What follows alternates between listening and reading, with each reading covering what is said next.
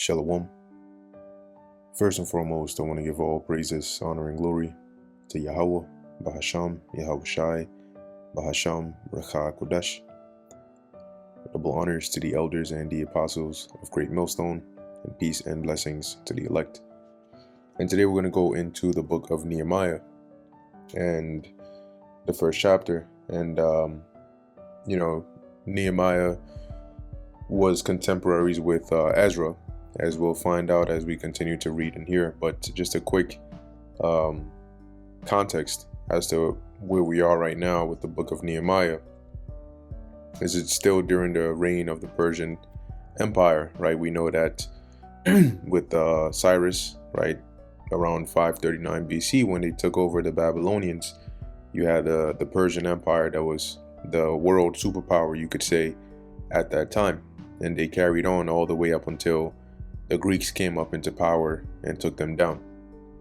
So somewhere within that reign, right, a little bit after, we know with the Persians, you had from Cyrus, right, you had Cambyses, his son, right, I believe it was Cambyses II, and then you had Bardia, and then followed by Darius. And that was that same Darius, the Persian, that allowed it to go back and continue rebuilding the temple.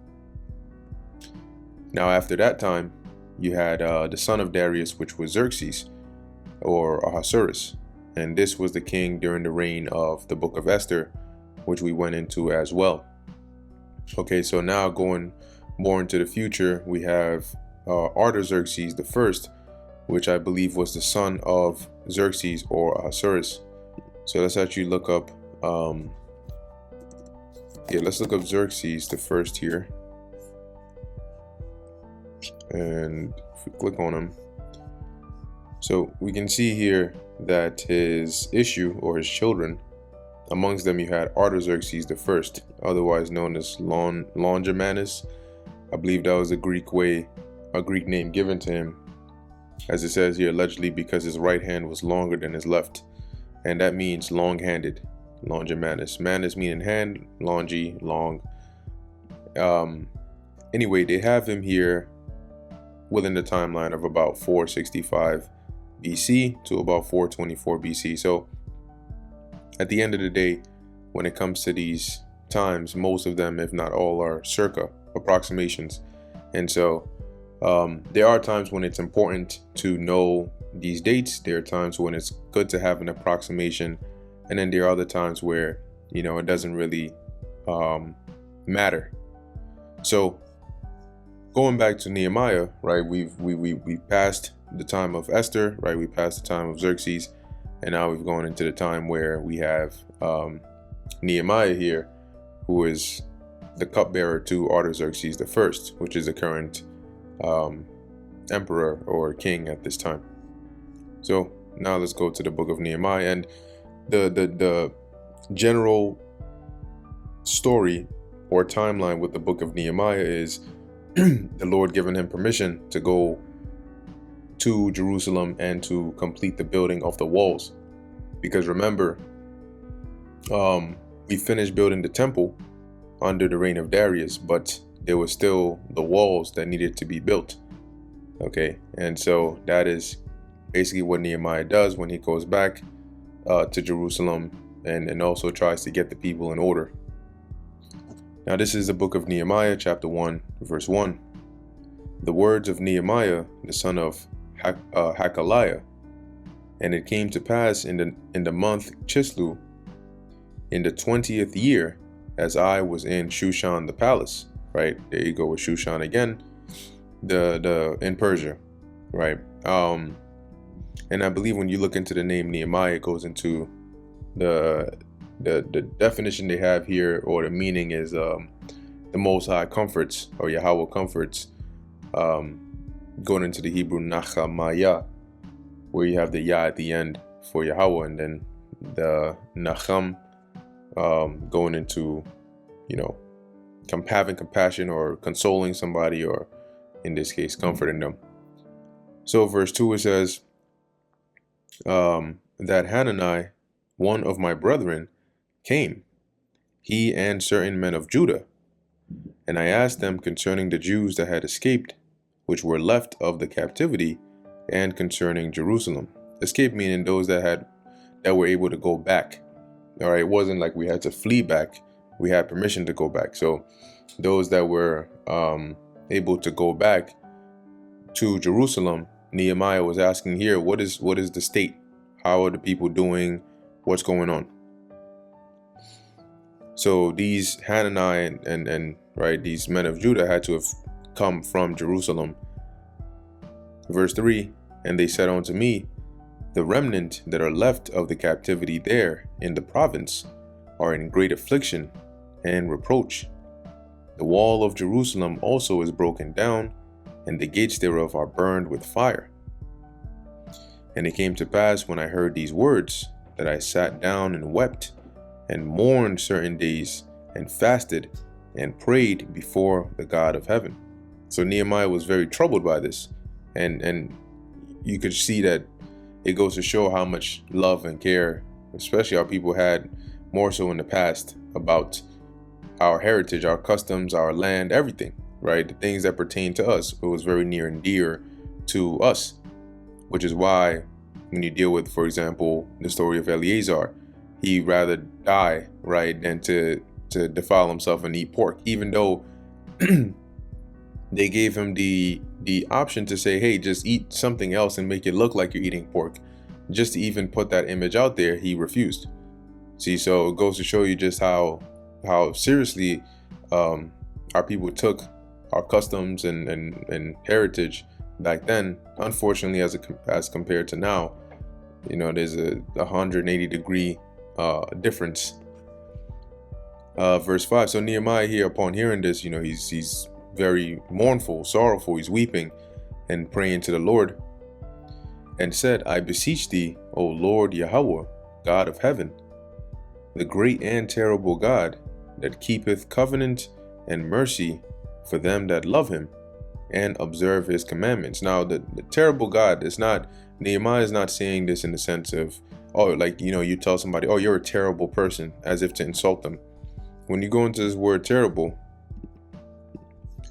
it says here, yara, to fear, to revere, to be afraid, right? The root word here being terror, right? Terrible, you have terror in there.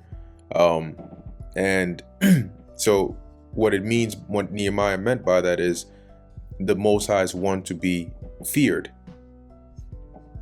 That's why he calls him great and terrible here. And says that keepeth covenant and mercy for them that love him and observe his commandments, right? Because the Lord is loyal. As the scriptures say, he is not a man that he should lie, and he is not the son of man that he should repent. So those that are loyal to the Lord, those that as it says, observe his commandments, the Lord is faithful to them.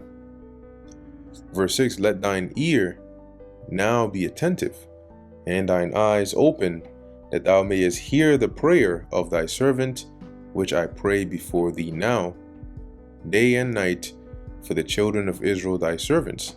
See, so as he's praying to the Lord constantly, right, day and night, he's praying to the Lord, and he's asking the Lord to hear his prayers, to have mercy, to grant him his request. It says here, and confess the sins of the children of Israel, which we have sinned against thee. Both I and my father's house have sinned. We have dealt very corruptly against thee, and have not kept the commandments, nor the statutes, nor the judgments, which thou commandest thy servant Moses. Remember, I beseech thee, the word that thou commandest thy servant Moses, saying, if ye transgress, I will scatter you among the nations.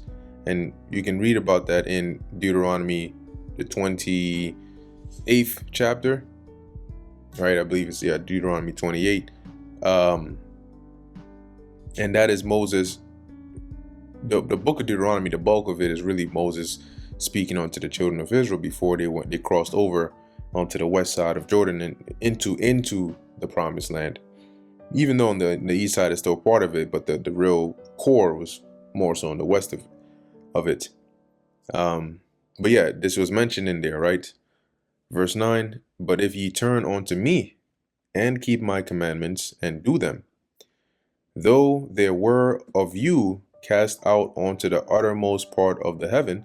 So though you were, scattered all abroad, which was one of the curses, yet will I gather them from thence. So if you turn and you seek the Lord, you repent, even though I scattered you, I'm going to come and gather you back, and will bring them on to the place that I have chosen to set my name there, which is Israel, or Jerusalem, right? Verse 10, now these are thy servants and thy people, whom thou hast redeemed by thy great power and by thy strong hand. So, and this is a pattern that you see over and over again when you read about the prayers of, the men of the Lord, the women that trusted in the Lord. It's not like a direct selfish prayer, right? It's always putting the Lord in remembrance of either what he has said, or reminding him of who we are to him. Okay, and these things, it's like setting the tone before you, to help further your case. Verse 11, O Lord, I beseech thee, let now thine ear be attentive to the prayer of thy servant and to the prayer of thy servants. So not only to Nehemiah, but to the rest of Israel that are praying for the Lord to have mercy upon us.